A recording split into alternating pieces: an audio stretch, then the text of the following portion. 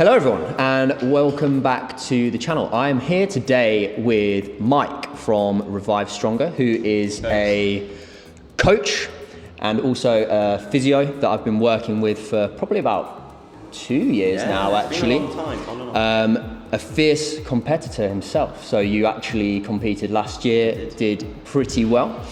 We've just hit a workout, which we'll overlay throughout the video, but we're just gonna do a bit of a Q&A, get all of the knowledge out of Mike's head.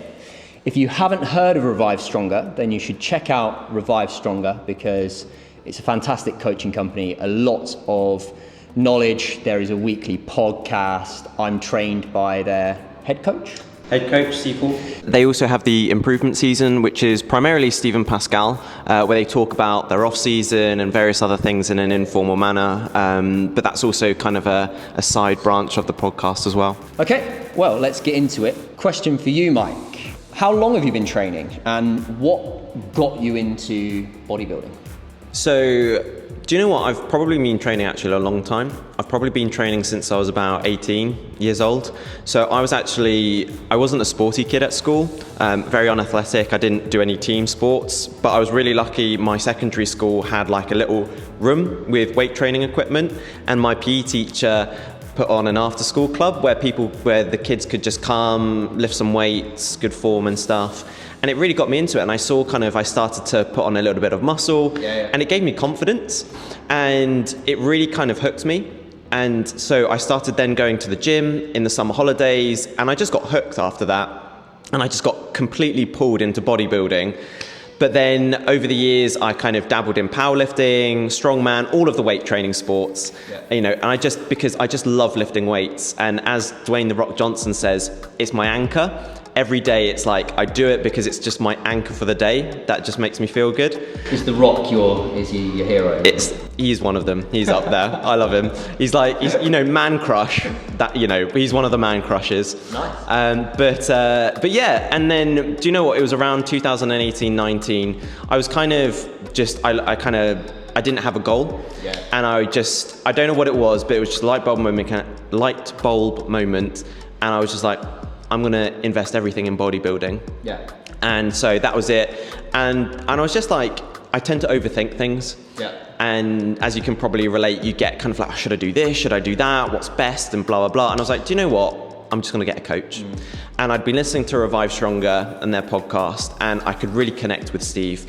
And so I reached out to them, and then Steve became my coach, as he's your coach as well. Yeah. And it's just gone from there, really. Yeah. And so last year when I competed was my first time properly competing, and yeah, I just love it now. So what weak areas have you been trying to bring up this off season, and how are you going about improving them? It's a very good question. So I'm going to be competing in men's physique this year, and as you well know, a big part of men's physique is your upper. And main things really are my side delts and my arms. So how Steve and I have been going about this is prioritizing them by putting them first in the session when I'm fresher. So I'm getting a much stronger output on the muscle there. Volume has gone up in frequency. So side delts, as an example, I'm training them 3 times a week. We're focusing a lot more on that lengthened position. So a lot of cable, single arm cable work where you can really bring the arm across the body and get stretch. So frequency has gone up and set volume as well, separate things. So that's kind of what we've been doing to target them. And yes, side delts and arms, pretty much the same thing. We've been adding, whilst I was bulking, a few little intensity techniques in there as well, like your myo match and your myo reps. Now I'm cutting, those have come out because obviously my recovery capacity is not so high, but still training them with a good intensity, a good amount of volume. Have you found the myo reps helpful in increasing that stimulus? Yes, definitely. So recently, over the last year or so working with Steve, I've kind of realized that I'm much better suited to these sort of higher rep ranges, going more into that burn, I suppose. And the myo reps do get that and get the pump quite high. So yeah, this is an interesting one. So how important is posing practice for the success, for success in bodybuilding? How do you make sure the poses are showing your physique in its best light? So I think posing's really important. I think it's one of the things that can either completely enhance your physique in a great way, or it can make it look much worse than it really is. If it's something that you've never done before, I think starting to get familiar with the poses and getting coaching from someone who's got good experience, I think is really valuable, because otherwise you don't know where to put your body and you don't know maybe what to feel for or how things should look for you. I think there's a case for not overdoing it too early, because one, you're still learning and getting familiar with things, but also you're probably not going to be as lean as you are closer to the stage, and so actually you're probably going to have to adapt your poses slightly as you get leaner. Yeah. So I think it's important not to overdo it, but if you're a complete novice and beginner, do start getting familiar with the poses quite early, so that when you get sort of closer, maybe a month out or so on, actually you can nail the basics, and then all you have to do is just fine tune things a little bit more. And so that's exactly what you and I are doing at the minute. So correct. One thing I forgot to say is, thanks Mike. Mike is also my posing coach too. So we're doing my first in-person posing coaching lesson today. And yeah, I'm a novice, beginner, only just started doing it, but I've been playing around with the poses, and Mike is going to be obviously fine tuning those as I get leaner. Yeah. And one thing, just final thing I'll add is that posing I'm finding is a bit of a Marmite kind of thing, where some people absolutely love it, some people hate it. Yeah. They hate it. And it doesn't matter whether you hate it, but unfortunately it is a necessity of the sport. Yeah. So it's something which, you don't have to be, a Terence Ruffin or anything like that, but do be competent with getting into the poses. And again, you don't have to have an elaborate posing routine or anything like that, but it has to be competent and show your physique in the best possible light. So if you are looking back at your training career or training journey so far, what is maybe a mistake that you made which you wish you knew sooner?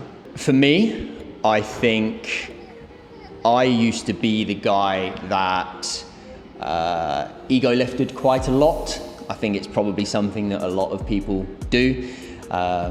Training very, very, very close to failure all the time, but with loads that I wasn't controlling, bouncing out of the bottom, those types of things. And understandably, I got a lot of joint pains and things like that. So a big thing that has taken my training to the next level over the last probably 4 years is just really controlling the load all the way down into the hole. Pretty much everything I do now is paused at the bottom, everything. So I get to that stretch position, I pause, I powerfully contract up. I think that's another thing. We don't want to be too slow coming out of the hole. We need to be a lot more powerful, I suppose. And yeah, that has definitely, even though my loads have probably not really increased over the last 4 years, the way I lift has massively improved. So yeah, that's the thing that's been a mistake that I used to make that I've changed and definitely getting way more out of it now. So you were telling me earlier about how actually for some body parts your volume has not gone up, or it's even gone down a little bit for some body parts. Yeah. So chest is a prime example.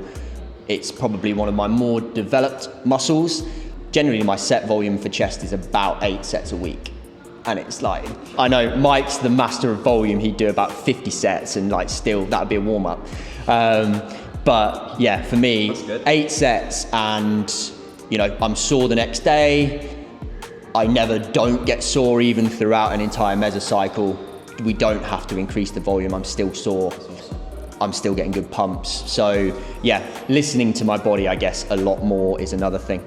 We need a bell or a timer to stop us from talking, like 30 seconds. Anyway, I will move on. What inspired you to become a coach, and what keeps you passionate about helping others to achieve their goals? I would say it was something that happened quite, in some ways, organically. So I've always loved training, of course.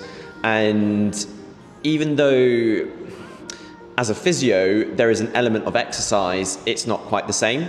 And it really came about organically probably around a few years ago, where a few of my friends who are females, they were parents, they were mothers, and they were struggling to go to the gym. They were kind of keen runners, but they weren't doing any strength training. And I knew that if they did a bit of strength training, it would help their running, help their kind of injury recovery, etc. And I was like, do you know what? I'm going to write a program for you. And I just kind of wrote it up and I sent them to them and kind of helped them along, keeping them accountable. And I really loved it. And I was like, as I was doing it, I'm like, I'm really enjoying this.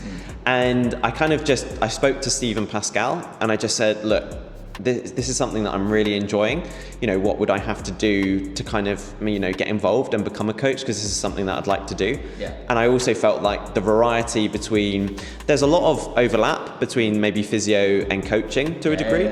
And I really would like the variety as well. So yeah, and it just happened from there. We got some training from Stephen Pascal and it's kind of all just gone from there. And I just love seeing people improve. I love being able to help people. So yeah, I think that's what just keeps me inspired. It's really cool. It's definitely something that interests me as well, potentially in the future. So yeah, I can feel that when I speak to people, when people come and ask me a question in the gym and I'm like, yes, I've got the answer to that and I can really help you. Yeah. And I can give the advice and they go away and get way more out of things. I'm like, yeah. So. Yeah. So, right. Okay. One thing that I was curious about is how you actually try to balance your personal life with bodybuilding at the moment, because obviously it's a lot of investment in your time, but also mentally, obviously you're going to be you're dieting at the moment, and that's probably going to get a bit more restrictive as time goes by. How are you balancing it now, and is there anything you're thinking about maybe later in the year? Yeah, so as you will know, when you go into a prep, you kind of have to accept that there are going to be sacrifices, right? And yeah, it's difficult to have much of a social life when you're out partying and hanging out with your friends all the time, because you need to focus on things like the time you go to bed and the things that you're putting in your mouth and all of those types of things. So I think when I'm off season, I allow myself a bit more leniency, make sure that I'm going out, drinking a bit of alcohol with my friends and things like that from time to time. I've never been the biggest drinker, but when I'm on and I'm prepping, it's more I set things up before I start with my friends to be like, look guys, this is really important to me. I'd appreciate your support, but I'm probably not going to be able to do the things that we normally do.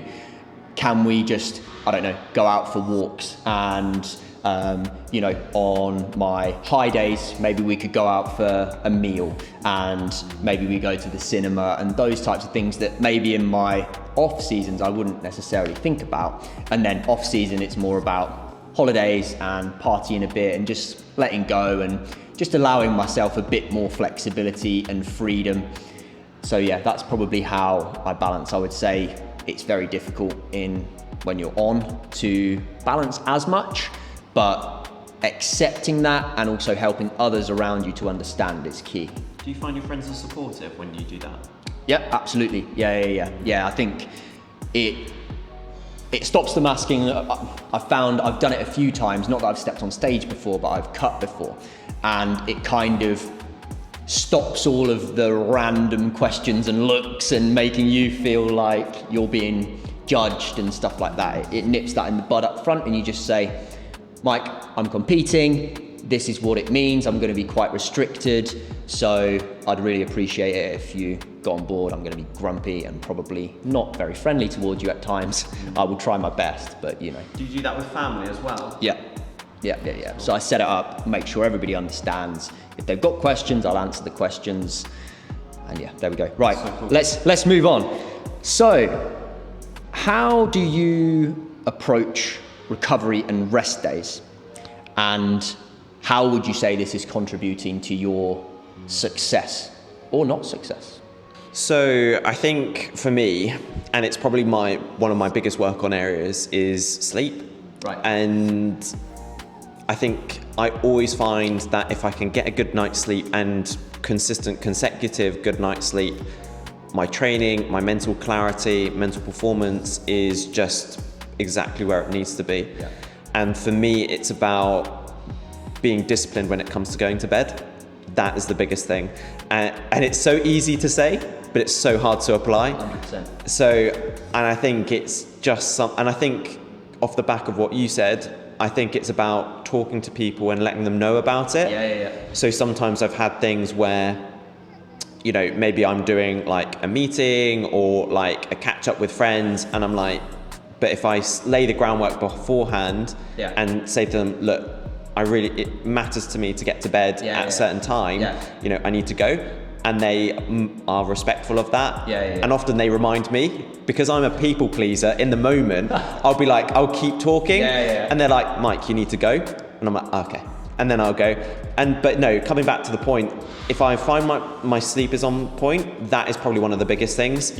And then probably what I find is on my rest days, actually just having time where I'm off social media, believe it or not, 100%. Because I find if I'm thinking about things on my phone, I don't know, it just adds a certain bit of mental busyness for me. I feel that.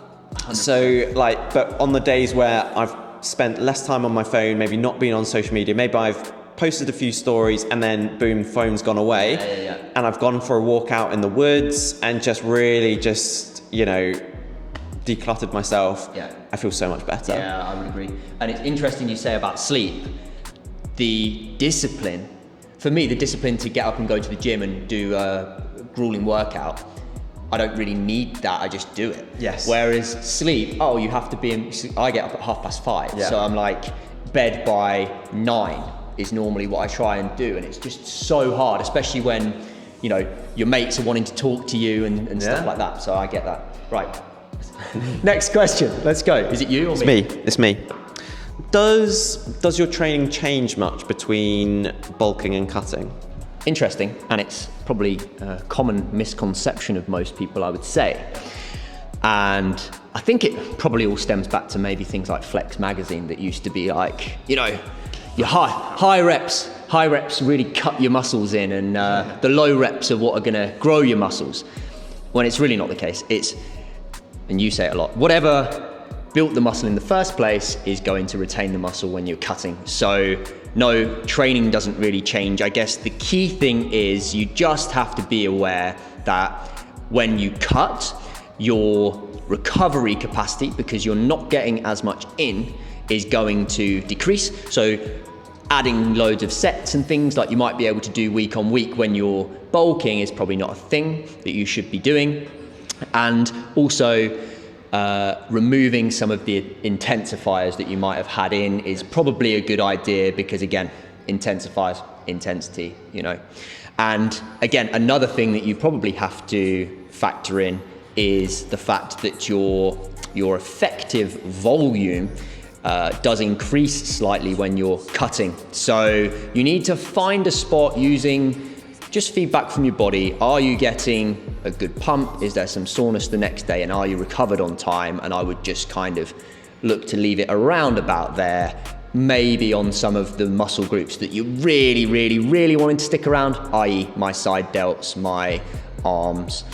Maybe we push a little bit of volume into there, but everything else, just leave it around. I don't know if you would agree with that, Mike. Yeah, I think the only thing I would add to that is sometimes there's what we call fluff work, where like maybe some people do a bit, people do a bit of forearm training maybe, or maybe sometimes people do like upper traps or stuff like that. And like what you said about your recovery is going down, actually it's probably a good idea to remove some of that forearm fluff work, you know, and really just focus on the main things. Yes, I think it's important to realize that you've got one fatigue pot, really, I like it, and you can only draw so much from that fatigue pot, and training an extra set on calves is adding to that fatigue pot for your whole body and recovery capacity, right? So it's important just to remember that, and anything that you think you can strip out, do so. Should we go one more question? Yes, one more each. Okay. What are some common challenges your clients face, and how do you help them to overcome these issues? So one thing I think is around, but again, going out for meals. Right. I think either they kind of think they might have this mindset of, I totally went off my calories that day because I went out, or, I'm going out, it's causing a lot of stress and anxiety, those sorts of things. And what I sometimes try to say to them is a few things. Firstly, do you really need, why are you doing that social occasion? Is it a free-for-all? Are you going there just because of the food, or are you going there to actually just spend some time with your friends or your family? Yeah. And you don't need the food to be the centerpiece of the actual event. Yeah. By all means, enjoy the food, savor the food, treat it as a bit of a practice where you actually get to really enjoy your meal and take it in, enjoy the moment with whoever you're with, but don't see it as that. Also, don't feel you need to eat everything on your plate. So I had it the other day where someone said to me, they were in the States, and they said, it was all you could eat sushi. And I'm like, just because it says all you can eat does not, I have to eat everything. It's like, no, you don't. You can just have, a few rolls or whatever, and then you can be done. Yeah. Or equally, if you've got a certain plate, you don't have to eat everything on your plate. A lot of people, including myself, sometimes we've got this disposition where we think, I have to eat everything on the plate. No, you don't. Yeah. And also, just finally, the final thing that I say is try to pre-plan ahead. Like, most of the time, if you know where you're going, most places have a menu on the internet. You can get a rough gauge for what you might want or what you might have. And then even if some places are really good. Like, we went to Wagamama's a couple of weeks ago. They've actually got the calories on the menu. Yeah. So that's amazing. Same as Nando's. Macro-friendly places. Same as Nando's. But even if they don't, you can get a rough idea. You can say, like, rather than maybe getting this really, really super oily dish, maybe you can get fish and some nice grilled fish or whatever. Or even if you can't, maybe you're going to an Indian, but even if you're going to an Indian, you can get a shashlik or something like that. I think there's always options, but ahead of time. And even if you want to have something which is maybe not so macro friendly, at least you've got an idea that that's what you're going to be doing, and then you can manipulate your day or the previous day to help accommodate that. Exactly, yeah. So I think that's a challenge that I often face with clients. I think just a very quick one to add is it's important to distinguish the type of client as well. So for somebody like me who's in prep, it's very difficult for me to, those types of swaps and things are very, very important. Whereas to the general population type person that's just wanting to get in shape, then if you want to go out for an Indian on Saturdays and have whatever you want, that's probably fine, providing that you understand that actually maybe in the week I'll tighten up a little bit and spread those other calories across. Do you know what I mean? Yes, yeah, definitely. Sorry. So my final question to you, Andrew, is what would success look like for you this season? I am a natural born perfectionist. So if you would have asked me this maybe 3 months ago when I sort of really decided to do it, I probably would have said, I want a place in the top 3, and if I don't get that, I'm going to be disappointed. But I guess after talking to you, Steve, the other coaches, it's kind of dawned on me that the success is actually being ballsy enough to go and step on the stage. Not many people are committed enough to even get the level of condition that you need to go on the stage in the first place. And I've kind of now got it in my head that it's more about for me, I would let myself down if I haven't done absolutely everything I could possibly do within my control to be as best as I possibly could be in that moment. And if other people turn up on the day that are just better, more experienced, then that's out of my control. And I will take my hats off to them and say, mate, you're in some serious shape. And yeah, hopefully then get some good feedback, and it will just give me a bit more direction and pointers to what we can continue to work on in the off season. I might not even like it. I might like it and want to carry on, but who knows? I guess I find out all those answers by the end of the year. So if I guess to round that up, if I found out some answers around whether I want to continue to do it as a thing, and I have done everything in my power to bring my best look, and I look the part on the day, get some cool photos of me on the stage, and can look back on it and say, yeah, I achieved that. I think that's probably enough. I love it. Remember that, folks. We're going to hold you accountable, because I think also my final point would be, sometimes we can be overly self-critical, particularly people like ourselves. 100%. And I think it's really important to talk to other people, because sometimes you can look back and you can think, oh, I didn't do this well, didn't do that well, and you forget about the positives. Yeah. And actually just having people around you who can be like, Andrew, you nailed this, or whatever. It just helps keep you level. Yeah. I'm the guy that would look back at one of the pictures and think my back left toe looked out of place. Do you know what I mean? That's me. Yeah. Whereas everybody else might be like, you stepped on stage, right? This is crazy. Like, wow, I can't believe you did that. Anyway, we'll round it up there. Thank you very much for watching. If you enjoy this type of content, then like, comment, subscribe. Check out Revive Stronger, check out Body365 on Instagram and TikTok, and we will see you all very soon. Thank you very much, Mike. Thanks, Andrew. Thanks, guys.